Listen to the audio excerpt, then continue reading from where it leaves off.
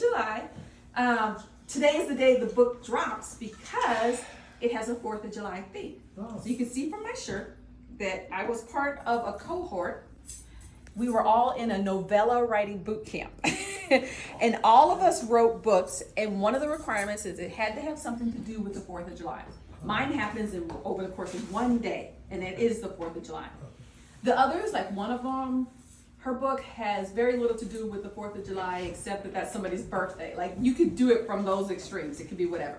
Mm-hmm. And then the other thing is we all had to have the subtitle Seduction in Red, White, and Blue. So that, of course, also framed your book because Seduction is going to be a romance book, right? Mm-hmm. And then Red, White, and Blue tied in with the July 4th So thing. all of them have the same title? We have different titles, but it's like my title is Star-Spangled Swagger, Seduction in Red, White, and Blue. Got it. And the reason for that is when you are at online retailers like Amazon, if we have the same subtitle, then all of our books come up together. If you click on Kamyra, it'll give you the list of the other books. Gotcha. It makes us a series, but not technically a series because they have reasons for that. So it helps with the algorithm and the metrics and stuff. So that's one of the reasons for it. So I joined. It was a last minute decision. I saw this boot camp. I was like, I'm going to do this novella writing boot camp. I have all these books I haven't finished. At least when I do this, I'll finish something. I have to finish something, right? So it wasn't a book I had in mind. It wasn't anything I talked about. It isn't that pile I have of unfinished manuscripts. It's something completely different. It's 8 weeks to write a novella, except I already had 2 vacations planned. So it was 6 weeks for me. So I wrote a book in 6 weeks, but I made some strategic decisions. Mine is the shortest because I was like, I don't have enough time to write an entire story and edit it and everything and make it something that I would be proud of. So I made sure that I concentrated and made it short. I made it over the course of one day. And then I just talked about things I knew because I was like, I don't have enough time to research. Books take a lot of research. People spend a lot of time doing that. So when you read the book, you'll say, like our son Garrett was like, is it you? I'm like, no, it's not me. But it's a lot of stuff I know and a lot of stuff that are about me, but it has absolutely nothing to do with me. I'm not the character. But the character's parents are Jamaican? Yeah. Character lives in Atlanta but knows New York? Yeah. So we got New York and Atlanta. And both main characters' jobs are things that I know that I've done. It's working in the nonprofit world and working in the philanthropic world. And the premise of the story is we have these 2 characters, Amara and Jordan, which is a joke in our house because my son says it's set in Atlanta. He's like, I'm sure there are many couples in Atlanta named Amara and Jordan. It's kind of common, which I hadn't thought about. But Amara comes to New York to do a race on the 4th of July, the Sweet Tea Race, which is shout out to the peach tree that Lisa and I did this morning. Okay. So she comes to do that race. Her foundation is a lead sponsor of the race and she has to participate in it. She used to do track in college. Jordan is doing the race because he runs a community center in East Atlanta, over there. And he wants to show his kids that they can do hard things. So he's going to run this race. Unbeknownst to each other, they had crushes on each other in graduate school. They went to graduate school together in New York, which, because I didn't have time to research things, happens to be the same graduate school that I went to in New York. But he comes back to Atlanta. She stays in New York. They're both born and bred in their respective cities. And they bump into each other, literally, during the race. And then we go and follow them throughout the day. There's some conflict, they fell out in school, what was happening, and we follow them. The race takes about a third of the book, but it's not the whole day, because Lisa and I just did a race and we're here now. They don't take that long. You know, even if you're the slowest person, it's still morning when you're finished. We are in competition for being the slowest. We are. But we have a lot of fun doing it. We do. So Corey, God bless him, walked the race with me when I first decided that that's what I was going to do, because I was like, I got to remember what it's like to do this race. So on spring break, I was like, Wednesday or Thursday, what are we doing?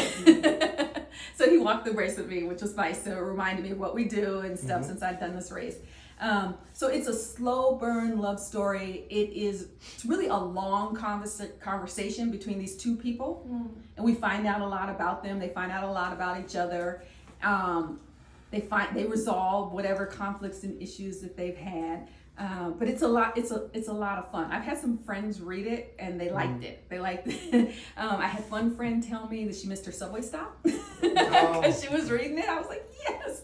And another friend called me and said she's reading it, and she doesn't read these books. She only reads sci-fi and fantasy. But she was reading the book, and finally she got mad at me because she was like, I have shit to do, but I want to find out what comes out next.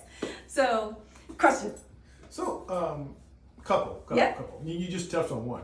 The book doesn't drop till today, Yep. but some have already read it. So explain what that's about. Copies. Oh, So it's just advanced copies. Just how did you do that? Yes. So I sent what's called ARC, A-R-C, Okay. advanced review copies Mhm. to some people who I knew would, if I sent it to them, they would seriously say, I can read it and Okay. leave you a review on the day it drops or the next day. Or they would seriously tell me no, like they wouldn't just say yes and not do it, because I wanted to have some reviews and honest reviews. So I sent it to about half a dozen people. Maybe I'll get like 3 solid reviews. Okay. But one of the people I sent it to, somebody who knows me, knew somebody else who's in this industry. So I hadn't met her, and she read it first. Mhm. And that's that big poster I have up there, and I've been posting it all over, her review. And she Mm-hmm. wrote this glowing review, which I really needed to hear. I really needed to hear it. Wow. Yeah, so that's an unbiased. And when she did that, I was like, okay, I'll send out these ARCs, because I wasn't going to do Wonderful. it. So that's why some people had it ahead of time. I sent them the PDF Okay. before it was published, and they read it. They were reading the PDFs on their laptops and phones and stuff. But yeah. You said that it's the shortest of all of the books. Yeah. How many pages? So my book is 120 pages. I think the next shortest is about 145, and then they go up exponentially to like just under a full-fledged novel, like 2 something. So they go really up. Agreed. I didn't have time. So what everybody here will like is that the third main character of the book is the city of Atlanta. Okay. They go different places together and they explore it. We talk about Atlanta. I thought it was all about being in New York. No, she No, comes in a from New New York Yorker to run the comes race. to Atlanta. Oh, I thought the race was in New York. No, Oh, I it's missed a that. sweet Okay. treat. It's the I thought it was sweet tea. the Sweet sweet tea tea in New versus York. Yeah. Oh, No, okay. it's here. Oh, It's here. okay. Instead of It's the peach peach I missed tree, that. but we I'm call sorry. it the sweet tea I got it. because we don't want to get sued. But and one of the fun Though, I things like that. Like that? That was ingenious. one of the fun That things really that was. Kamyra and I always look forward to Yeah. during the race, because we do the race together every year, is right there at Cardiac Hill. Mhm. There's a church there, and there are priests out throwing holy water Oh, really? on the runners, and so we always make a point to make our way over to the priests to Okay. get the So you holy can get a water. little holy water. Right, and so she Might as well. So she slipped to me today. She's like, "That's in the book." Yep. Oh, very good. Both Yeah. the holy water and Cardiac Hill was in the book, and then late in the process, I realized, oh, I can't call it that, because I googled it and I was like, it's actually a thing. So I changed the name to Surrender Slope. Which Why are you is great. laughing at me? It's great. I love it. Yeah. I cannot wait to So read it. I don't mind telling people all about the race. If you've ever run the Peachtree, you will recognize it, because that's only about a third of the book, and there's a whole lot more that happens afterwards. But I had a beta reader who read just the first chapter and a half, and I didn't know her. The coach of this collaborative sent it to her, and in her notes back to me, she's like, "I'm a runner." And I could feel it. Like, that was exactly what it's like when you gear up and get to run in a race. That's what it feels like with the people jostling you and going early and the starting sign announcer and everything. So I was like, yes. Yay, that's awesome. Yeah. How did you come up with the character names? I searched them. I try not to spend too much time on it, because people spend a lot of time on names and creating worlds. I didn't have the time to do that. So I literally went in. I had a couple names, and I went in and I looked. But I had list of names from other works that I have spent too much time overthinking different aspects of. Yeah. So I kind of went in there and like, oh, Amara would work and Jordan would work.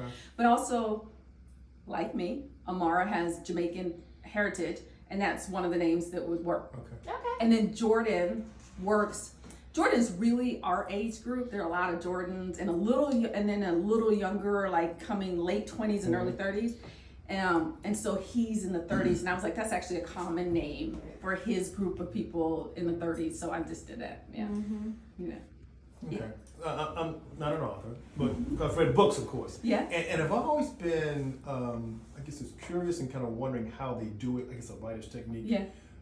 I can get themes, and I can kind of Yeah. understand just a general premise in my head of a story, Yeah. what I want to do. But for me, it's always been hard to do the small talk. Yeah. So how do you? I mean, We talked about that today. Oh, did you? Yeah. How do you? That to me is over there. Like I couldn't do that part. Yeah. So as a writer, how do you create the small talk that kind of weaves the story together? Just how do you, yeah. Is that a challenge to do? So it's interesting. Lisa and I were just talking about that. Every writer starts differently, and there's Sure. and some people have a way that they do it. They do it this way all the time, and some people they do it differently. Each project is however it comes to them. I think in conversations. I just do that, which is why I used to put Okay. conversations up on Facebook all the time, and it was silly, but that's how I think. That's So I get like a framework or an outline, and I literally put in conversations, and then later I put the other stuff. I think So most you writers build do the around other. I think I build around the yeah. conversation. I don't But get most it. people Okay. do it the other way around. That's- I think it Yeah, yeah. yeah. So when we were talking about it, we were in the midst of the race, and I was like, for example, in this race, most people would say, it's crowded, I see all these people, the humidity feels like this, the city ahead of me looks The like this, smells. the smells are like this, I can taste my sweat. That's not what I would do. I would do what we were doing. I would put in that conversation we were having about what it's like to write, and then later come in. And I literally would edit by topic. So I would literally go in and like, okay, let's put some smells in and go through the whole document and put smells in. Let's put some taste in, go through the whole Really? document. Yeah, Okay. because that doesn't come naturally to me. That's neat. Yeah. Isn't it But neat? other people do that all the time, and then they say, let's put some conversation in. Right. It just depends That on would you. be, yeah. Yeah, Oh. yeah. Yeah, because when you said that when we were running, I was like, oh wow, I didn't think that way. Yeah. Like to think about the conversation. Yeah. And I even said to you, which hopefully it'll come up in something else you're writing. I said your little Kamyra-isms are so great for me. They're all, you know, I always say that about our little conversations are always so poignant, and the stuff that you share, like right on point. See, you had no idea people had all these marvelous feelings about you in your This work. is my first fictional. I've had some nonfiction stuff, and I've done a lot in the parenting sphere, especially with previous jobs and stuff. But this is the first time I've actually put out a whole fictional book, so I was so nervous. And hopefully you've been bitten, and you're gonna do it again. Well, I'm working on something. I got a work in progress. There you Well, go. that's There you it. go. That's There it. you It's go. completely different. It has nothing to do with these characters. It's not a romance. At least it's not today. But Although it could be. who knows where you've been? Never Some know. people know where they're going all the way when they do it. That's what they like. I do. Like I was telling Lisa, this book You is the work kind in of go progress. where it leads you to some extent. Not quite, because Not my quite. personality is not comfortable with that, so Okay. not quite. I liken it to like I have a frame for a house. Mhm. So when you see a frame for a house, you get the idea of what the house is going to be. There are no walls or anything. There's a foundation and there's some wood piles and stuff, and so this is going to be a Tudor house. You can tell by driving by, or it's going to be what I see. This is a big house, a small house, or whatever. It's got a porch, but there's nobody can live there. There's nothing there. That's what I feel like this work in progress. It's the frame. Now I got to put up the walls. I got to put in, I got to put in the plumbing and stuff, and I got to slowly fill in the house until it's a place where people can live. That's great. That's really great. Well, congratulations. Congratulations. Thank you so much for Thank sharing. you guys. I'm like, And I am looking forward to reading it. I feel like people are reading my class project. It is. But ain't nothing wrong with that.